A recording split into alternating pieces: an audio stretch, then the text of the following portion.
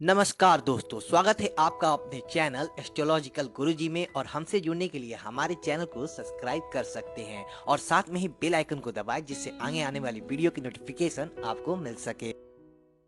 भगवान श्री कृष्ण ने हमें हजारों वर्ष पहले ही गीता का उपदेश दिया था, लेकिन आज भी उतना ही सार्थक है जितना कि वह हजारों साल पहले था। गीता में कही गई हर एक बात मनुष्य के सार्थक जीवन में सच साबित होता है।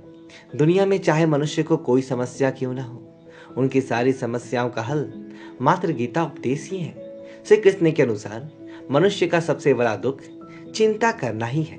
जो मनुष्य चिंतित रहता है वह अपने जीवन में कभी भी यश और धन की प्राप्ति नहीं कर पाता है।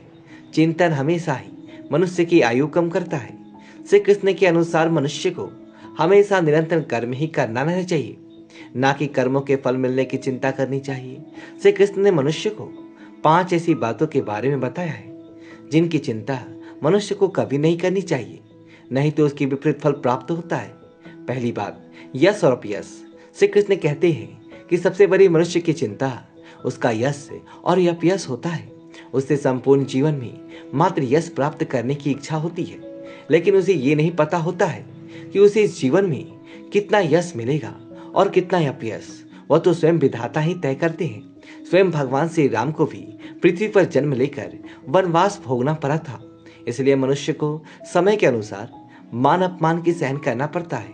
मनुष्य जितना पुण्य कर्म करता है उसका यश बढ़ता जाता है, और जितने कुकर्म करता है वैसे ही उसका अपयश होता रहता है। इसलिए मनुष्य को कभी भी यश और अपयश की चिंता कभी नहीं करनी चाहिए। दूसरी बात है दुख।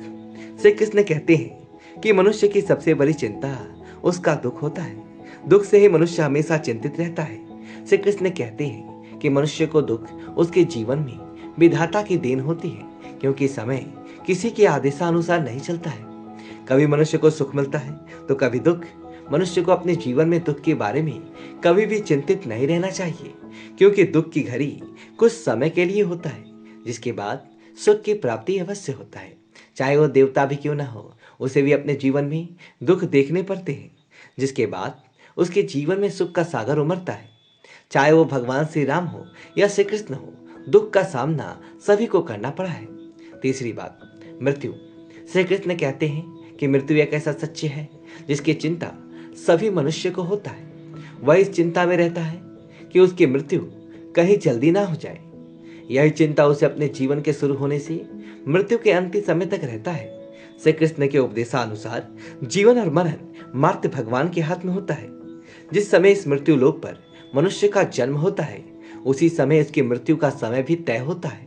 मनुष्य को कभी भी अपने मृत्यु की चिंता नहीं करनी चाहिए, क्योंकि उसका समय आने पर उसे भगवान के द्वार जाना ही होगा।